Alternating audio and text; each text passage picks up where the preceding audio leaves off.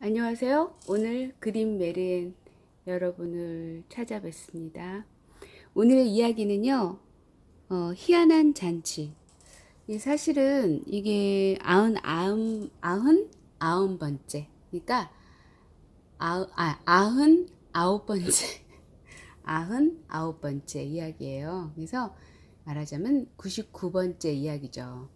이상하게 이렇게 자꾸 뒤를 보게 되네요. 뒤를 먼저 보게 되네요. 무슨 의미인지 잘 모르겠지만 아무튼 지금 그렇습니다. 희한한 잔치를 보고 싶네요. 오늘은 좀 특별한 날입니다. 큰아이가 휴가를 나왔고요. 물론 오늘 나온 건 아니죠. 며칠 됐고요. 겸사겸사 아빠 일하는 곳에서 이제 잠깐은 아니고 아빠 일하는 곳에서 아빠랑 같이 함께 있었고요. 이제 뭐 그리고 시골에 들려서 할머니께 인사도 드리고. 근데 참 요 녀석들이 기특하고 이쁜 게, 물론 이제 아빠가 이제 예전부터 오늘 이제 친구들하고 사실은 약속이 있었어요. 그러니까 친구들은 5시부터 놀고 있었는데 우리는 사실 일을 한 거죠.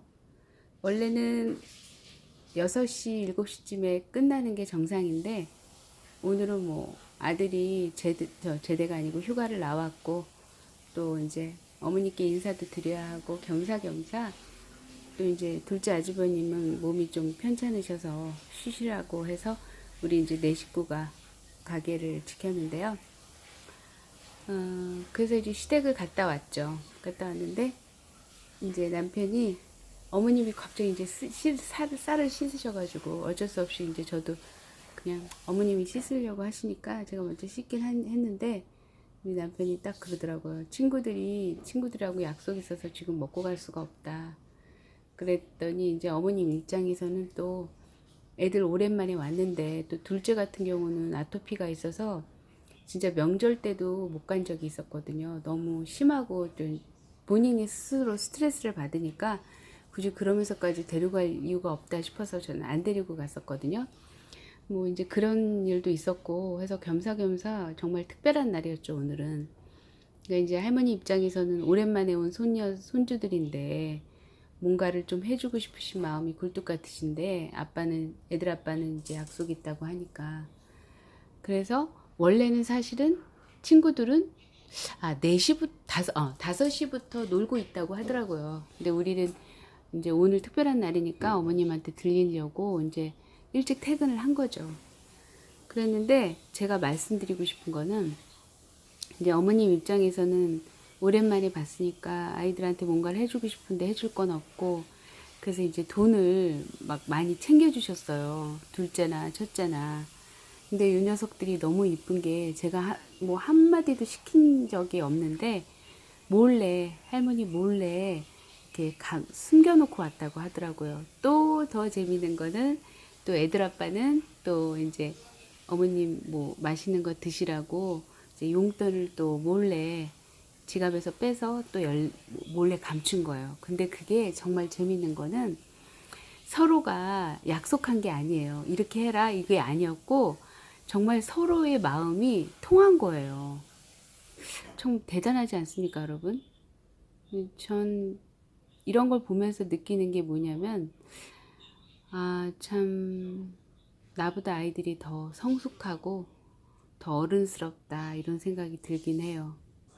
참 기특하고 대견하고 자랑스럽고 참 예쁩니다. 자기 몫을 잘 하면서 살 수 있을 것 같아. 이런 녀석들인데 그 자기 몫을 충분히 하고도 남고 또 남들 도와줄 수 있는 그런 사람이 되지 않을까. 우리 아빠처럼, 또 저처럼. 저는 이제 제가 가지고 있는 재능을 이제 말하자면 기부하는 거고요. 이제 그런 삶을 살지 않을까 싶어요. 그래서 참 오늘 특별히 너무나 감사한데, 그냥 딱 사실은 답정너가 되지 않기 위해서 희한한 잔치를 못 읽었잖아요. 그래서 이제 겸사겸사, 그리고 이제 눈에 띄는 게 희한한 잔치이기도 해서 자, 이 희한한 잔치를 들고 왔습니다. 여러분, 제 이 개인사적인 이야기 들어주셔서 감사하고요. 자, 일종의 이것도 저의 기록입니다. 저의 역사죠. 이제 제가 언제 어느 때 이 땅을 벗어날지 모르잖아요. 그러니까 이제 어떤 저의 흔적들을 남기는 거죠. 뭐 큰 흔적은 아니지만 그러나 이렇게 작고 소소하지만 그러나 제 나름 행복한 순간들을 아이들과 또 나를 아는 누군가와 이렇게 나눌 수 있다면 그것처럼 좋은 게 없지 않을까 싶어서 이 작업은 제가 할 수 있는 데까지 끝까지 해보고 싶어요. 삶을 마감할 때까지 하고 싶어요 라고 마음은 굴뚝 같은데 어쨌든 그렇습니다. 그래서 이야기 속으로 들어가 보겠습니다. 희한한 잔치. 옛날에 선지 소시지와 간 소시지가 서로 친하게 지내고 있었대요. 어느 날 선지 소시지가 간 소시지를 식사에 초대했어요. 식사 시간이 되자 간 소시지는 기분 좋게 선지 소시지네 집으로 갔겠죠? 그런데 문을 열고 들어서니까 희한한 광경이 눈에 들어왔어요.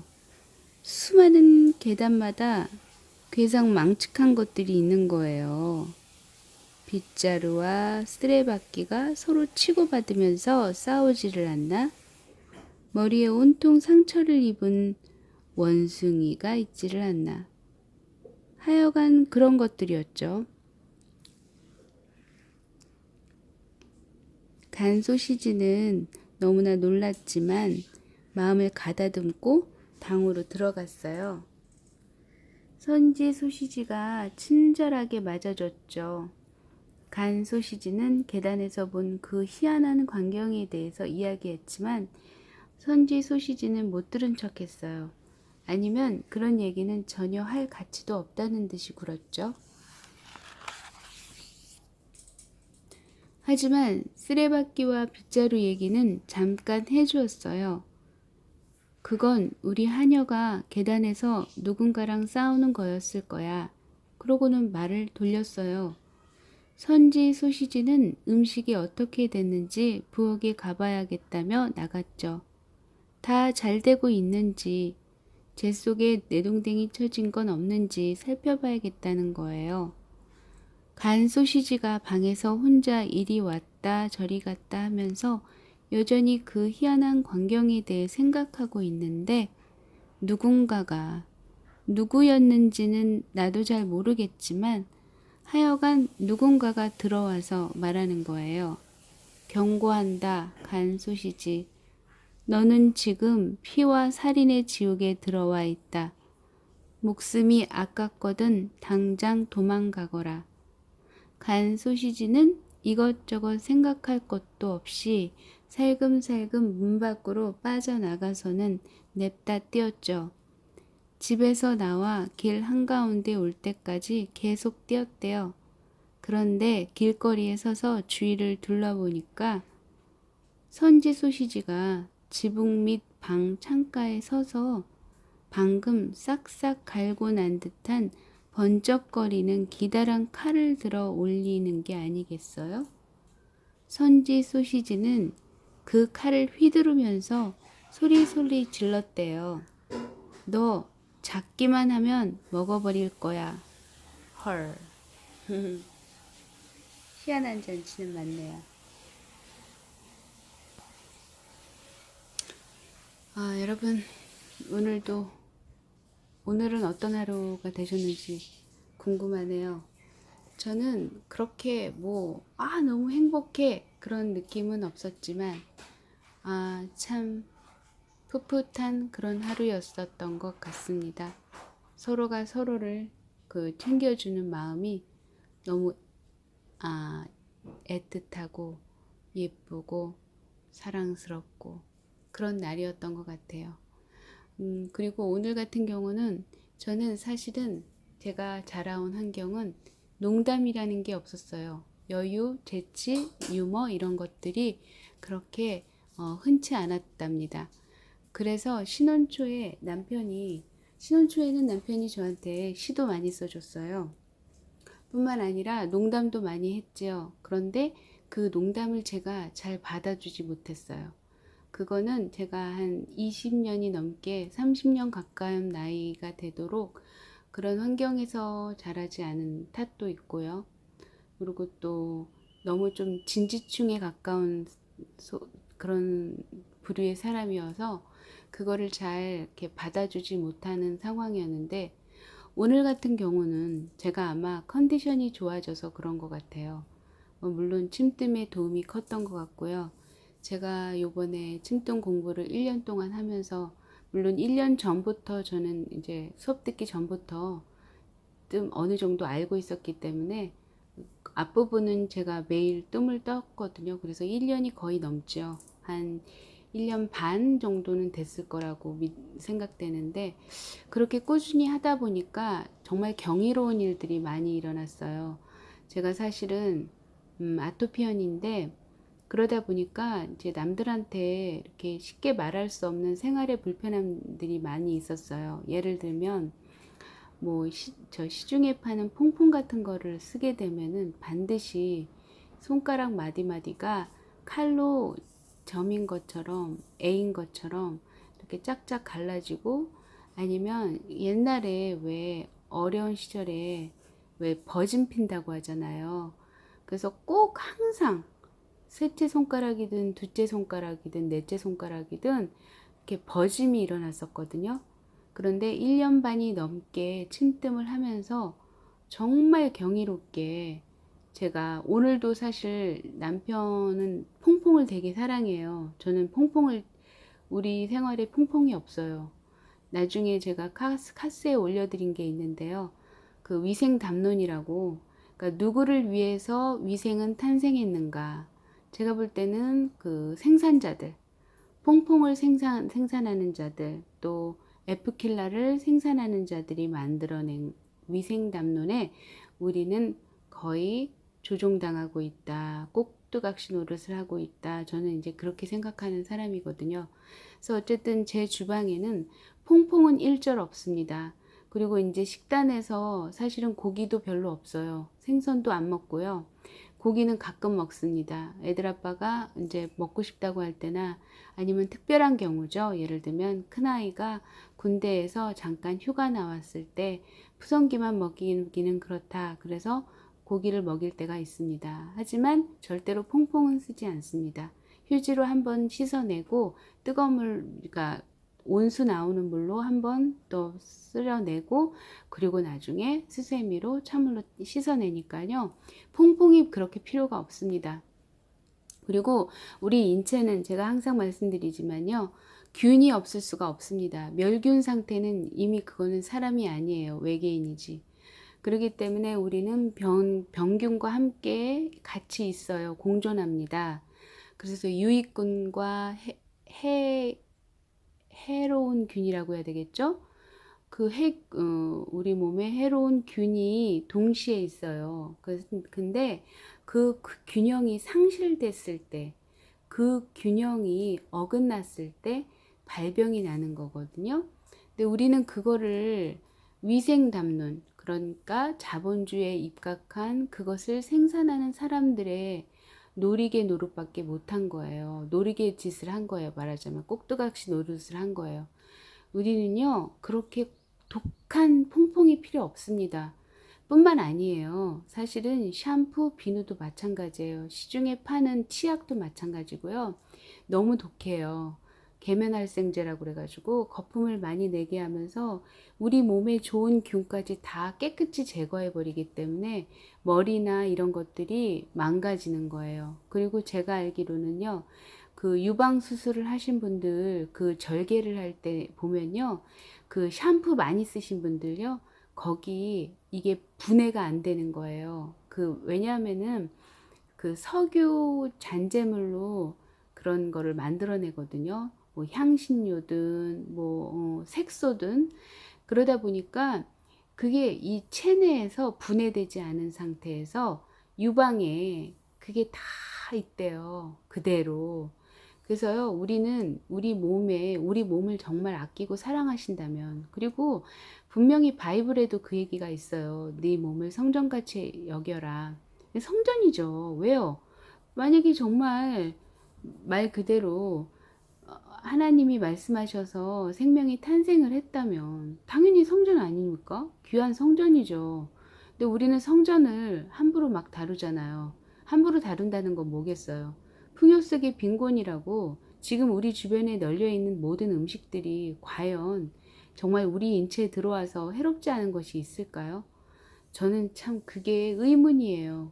널린 게 먹을 건데요. 풍요 속의 빈곤입니다. 저는 카스에도 끊임없이 올리고요. 그리고 이열침 상담하는 분들한테도 저는 반드시 꼭 말씀드려요. 이 이열침을 받는 것도 중요하지만 섭생도 중요하다. 그래서 저는 마이너스 건강법을 요청합니다. 그래서 생활 속에서 먹는 음식들을 절제해라, 먹지 말라는 얘기를 많이 해요. 근데 대부분 질병에 노출되신 분들의 그 공통점은요, 인스턴트 식품을 가까이 하십니다. 그리고 밀가루 음식을 즐기시고요. 그래서 저는 개인적으로 되게 불편한 사람이에요. 불편한 거를 종용하는 사람입니다. 불편한 진실이라는 이야기 아시는지 모르겠는데요. 사실 우리가 코로나 이런 것도요, 인간이 만들어냈어요. 내가 만든 건 아니지만 어쨌든 인간이 만든 건 확실합니다. 우리가 너무 욕심을 과하게 부리면요, 반드시 거기에 따른 결과값 또한 자연이 인간이 그 탐욕에 의해서 만든 결과값에 의해서 인간들이 그 고스란히 받는 거예요. 부메랑처럼. 우리는 절대로 자연을 함부로 해서는 안 됩니다. 자연을 훼손하면 할수록 우리 인간도 파괴되는 거 지름길이거든요. 그래서 저는 어쨌든 간에 저게 이열 상담을 할 때는요, 반드시 존재 조건이 있습니다. 이열침만 해선 절대 안 돼요. 생활 속에 이 정신세계도 좀 바꿔야 돼요. 그리고 중요한 건 섭생입니다. 내 몸이 성전인데 그 정말 안타까운 건요. 교회 다니시는 분들이 자녀분들 이렇게 양육하시는 거 보면요. 그 애들이 좋아하니까 그분 이제 최근에 이제 상담하신 분 너무 안타까웠던 게 아이들이 좋아하니까 어쩔 수 없이 사준다고 하시더라고요. 불협화음을 없애기 위해서. 근데 그것이 지금 당장은 모르시겠지만 그게 이제 결국에는 이 섭생도 습이거든요. 까르마, 습관이에요. 이 습관이라는 거는 하루아침에 이루어질 수는 없습니다. 1년, 그다음에 5년, 10년, 20년, 30년. 근데 그게 생활화되고 체화되어서 나중에는 그게 몸이 해로워지는 거죠. 내 몸을 성전이라고 생각한다면 정말 내 몸에 아무거나 막 집어넣으시면 안 돼요. 여러분도 아시잖아요. GMO라고 유전자 조작 식품들이 얼마나 많습니까? 그리고 정말 비인간적인, 비도덕적인 행동으로, 그러니까 상도덕이 없죠, 우리는. 그러니까 그 장사하는 분들이 그냥 돈을 너무 섬기시다 보니까 본인들은 안 먹으면서, 그리고 본인 가족들은 절대 먹이지 않으면서 그 판매하는 음식들이 너무나 많잖아요. 예를 들면 라면이 있을 수 있고요. 뭐 컵라면은 너무나 치명적이고요. 그리고 패스트푸드로 유명한 피자, 그다음에 또 치킨, 프라이드 치킨 이런 것들이요. 굉장히 사람을 말초신경을 자극시키고 이렇게 뭐라고 할까요? 그 인내력이나 지구력이나 이런 것들을 파괴하는 아주 무서운 음식들이에요. 근데 우리는 그거에 많이 노출되어 있죠. 그래서 사실은 섭생만 제대로 해도요, 내 명대로 살 수 있어요. 그리고 노동을 너무 과하게 하는 것도 바람직하지 않습니다. 제가 볼 때는 우리 이 한국은요, 물론 카스에도 제가 이 글을 올려놨는데, 좀 정신 나간 나라예요. 병든 나라예요. 왜냐면 끊임없이 일을 하라고 하잖아요. 그리고 오늘도 사실 일을 하고 왔잖아요. 근데 그걸 너무나 당연하게 여기는 세상이에요. 그러니까 좀 병든 세상은 확실해요. 그렇게 살지 않으면 살기 힘들다고 하죠. 그런데 제가 볼 때는요, 생활 속에 불필요한 것들 없애고요. 남한테 보여지는 거, 과시욕 같은 거 없애면요. 이렇게 돈 많이 안 벌어도 살 수 있어요. 우리 아이들, 88만 원 세대라고 하잖아요. 88만 원 세대가 뭐 어떻습니까? 조금 벌고, 조금 쓰고, 어, 자연을 파괴하지 않으면서 사는 게 저는 제가 볼 때 더 지혜롭고 또 현명하다고 저는 생각돼요. 88만 원 절대로 비하하지 마십시오. 뭐 1년에 몇 억을 번들 그 양반이 행복하다면 그 행복한 분 저한테 한번 데려다 주세요. 얼마나 행복한지 궁금합니다. 여러분들 다 아시잖아요. 삼성, 대우, 자제들이 자살한 자제들도 있고요. 많고요. 그게 뭘 말하는 거겠어요. 그래서 어쨌든 여러분 섭생 꼭 하시고요. 좀 먹고 싶다고 하더라도 만약에 내가 한 달에 라면을 10봉지를 드신다. 그러면 한 봉씩 한 봉씩 빼세요. 그래서 마지막에는 제로, 라면을 먹지 않아도 살 수 있을 그런 힘을 키우는 그런 여러분이 되셨으면 좋겠어요. 요즘 보면 TV나 어딜 가나 유튜브도 보면은 다 막 먹방이 뭐 대세인 것처럼 말들 하는데요. 미친 짓이에요. 제가 솔직히 말씀드리면. 물론 어떤 분은 저한테 XX라고 말할 수도 있겠지만 그게 사실이고 현실이에요. 그거를 망각해서는 안 돼요. 제가 얼마 전에도 이제 카스에도 올려드렸는데 후쿠시마 원전 이후로 해산물은 절대로 정말 너무너무 위험한 해산물이 정말 위험해요. 그런데 안타까운 건요. 유기농 매장이라고 하는 한살림, 뭐 자연드림, 또 뭐가 있나요? 되게 많죠. 둘의 생협.